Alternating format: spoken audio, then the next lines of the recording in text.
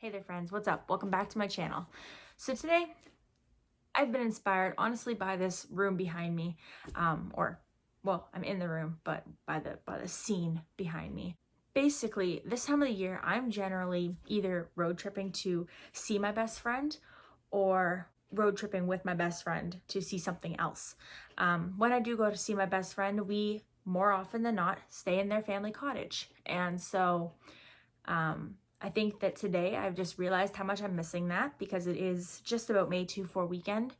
And honestly, nothing's normal right now for what I would normally be doing at this time of the year. So in appreciation for the opportunity I've had in the past, I wanted to sit down today and talk about some of my favorite movies that I like to watch to put me in the camping mood or back into the cottage kind of spirit.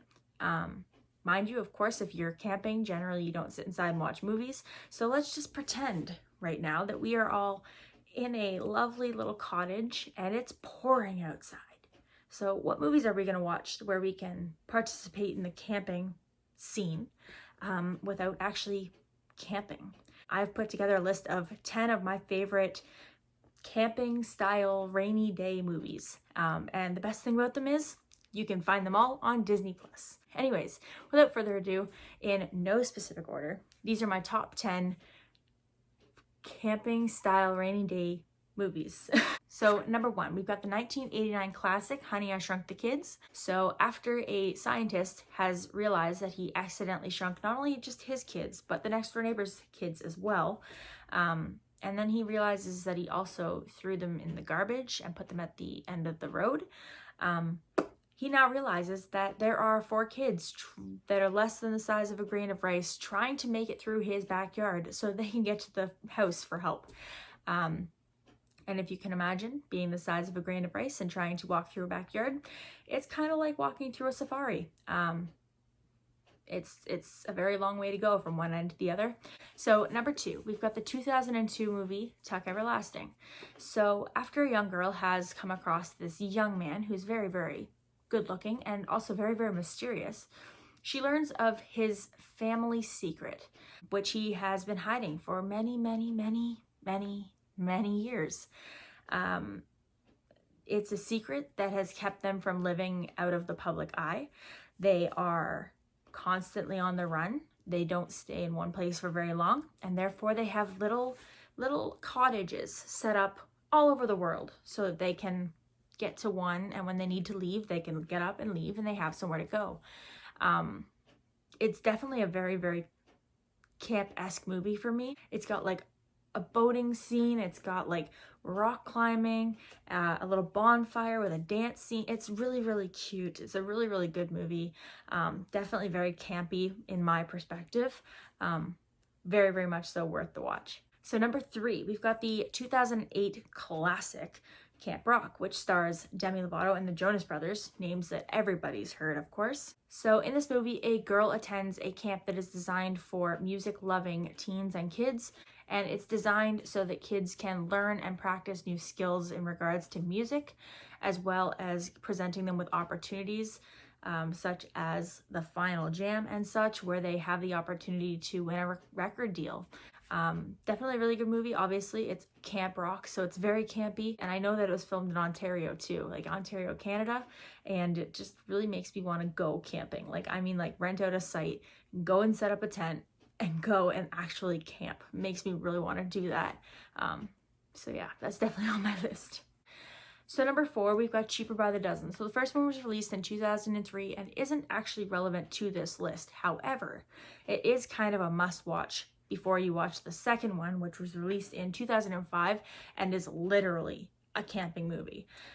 So in the second movie, this family of 12, Cheaper by the Dozen, decides to all go on a camping trip at this little cottage that they used to camp at when they were all young. And they had a neighboring family of 8 kids that they grew up with and used to compete in this little family battle every year when they were younger.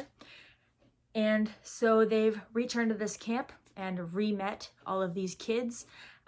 So these 20 kids are now best friends and literally just living life in a basically huge cottagey campground. So number 5, we've got the 2014 movie Maze Runner. Of course, that's one of 3 movies. So the first one is the one I'm referring to today.